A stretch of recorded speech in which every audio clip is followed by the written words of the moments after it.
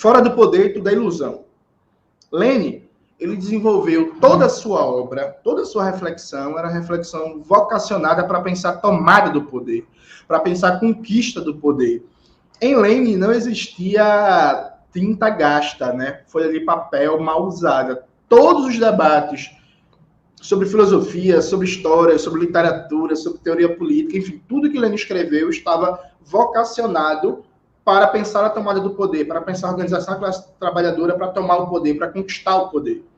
A perspectiva política de conquista do poder é quase que uma obsessão na obra de Lenin, no melhor sentido da palavra obsessão, inclusive, o que faz com que todos os aspectos da política, a moral, a tática, a política de alianças, as palavras de ordem, todos estejam voltados a esse objetivo. Isso é muito importante porque hoje, na política contemporânea, grande parte dos movimentos populares, inclusive dos partidos de esquerda, perderam a perspectiva de tomada do poder. E aí a gente tem que tirar logo a caricatura da sala. Tomar o poder não é ganhar o governo. Ganhar o governo não é poder. Ganhar o governo, sim, você está numa situação de comando, mas dentro das limitações que são impostas pelo capitalismo e pela própria dinâmica de funcionamento do Estado burguês para operar as transformações radicais necessárias que a gente precisa para começar a construção do socialismo. Então, ganhar o governo não é tomada do poder. A tomada do poder é um movimento da classe trabalhadora que destrói os aspectos fundamentais de operação política do Estado burguês e constrói no lugar um contra-Estado, um Estado operário, uma ditadura do proletariado, que a partir disso a gente consegue exercer a capacidade real de transformar as estruturas econômicas, sociais, culturais, educacionais e por aí vai, rumo ao socialismo. Eu acho esse ponto muito importante porque, de um lado, a gente tem movimentos pós-modernos, né, que pensam a política como uma espécie de policiamento de costumes. Então, sei lá, você não pode falar essa palavra, porque essa palavra é racista, não chame o bolo de pé de moleque. Você não pode fazer isso. Quem é mais privilegiado, quem tem mais privilégio. Não, Rômulo tem privilégio porque Rômulo trabalha.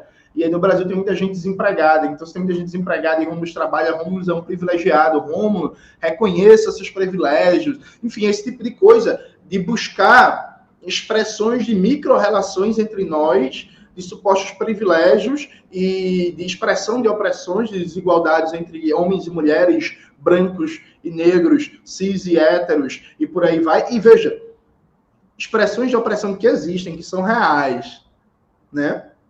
Agora, o fato de existir e serem reais não significa que a gente vai combatê-las a partir de um elemento de policiamento interno, como se o papel da esquerda fosse ser uma espécie de guru de costumes para dentro. Sabe? Porque, assim, eu sinto informar vocês, mas, por exemplo, mudar a linguagem, problematizar coisas como, não, o nome do bolo é pé de moleque, por aí vai. Enfim, isso não acaba em absolutamente nada no racismo, né? Isso não afeta em absolutamente nada, inclusive. Percebe? O livro mais recente da filósofa Djamila Ribeiro, Pequeno Manual Antirracista, é basicamente um mural de costumes para você aprender a ter relações cotidianas supostamente não pautadas em relações racistas. Então, você vai aprender expressões, você vai aprender comportamentos, formas de olhar e não sei o quê, para não reproduzir o racismo nas suas micro-relações cotidianas. Se todos os brasileiros lessem aquele livro e seguissem ele à risca, o racismo no Brasil continuaria intacto. O que não significa que, friso, o debate não tem a sua importância, mas ele não acaba com nenhuma estrutura de opressão, né? Então, você tem essa dimensão que é quase que uma adaptação meio tosca do debate Foucaultiano sobre micropoder, né? Então, a gente fica procurando entre a gente relações de micropoder e relações de microopressão e tentando combater elas a partir de mudanças na linguagem. Do outro lado, você tem uma esquerda reformista que considera que chegar ao poder é ganhar uma eleição no governo burguês. E aqui também, nenhum desprezo, nenhuma caricatura em abstrato contra as eleições, sabe? Agora, assim, ganhar uma eleição não é conquistar o poder.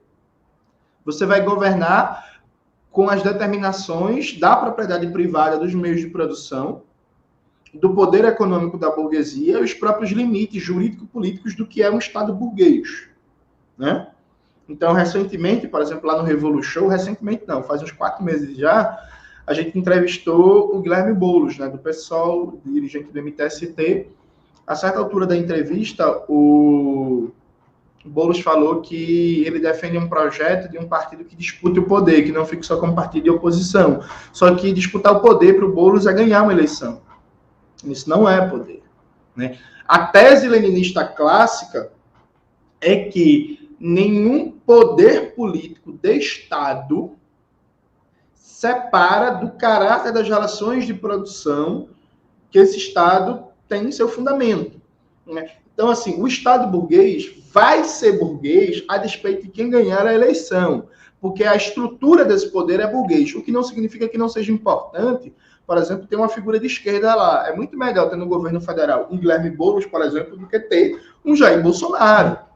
Isso é inegável, isso é óbvio, mas isso continua não sendo a conquista do poder. Então, a primeira coisa é, com o fim da União Soviética, toda a crise do movimento comunista, a gente viu crescer várias teses de mudar o mundo sem tomar o poder, né? O famoso livro do John Hawley, Mudar o Mundo Sem Tomar o Poder, Fissuras do Capitalismo, outra tese do John Hawley, a ideia de que o problema da esquerda era que a esquerda leninista via a democracia como um valor instrumental e não como um valor universal, e a gente precisa andar de acordo com as regras do jogo e por aí vai. Veja, todo esse debate que teve sua importância histórica nos últimos 30, 40 anos, ele não levou a vitória em canto nenhum da Terra.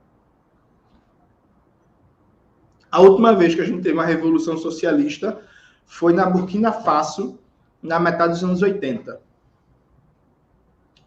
Faz mais de 30 anos que a gente não tem uma revolução socialista em canto nenhum da Terra.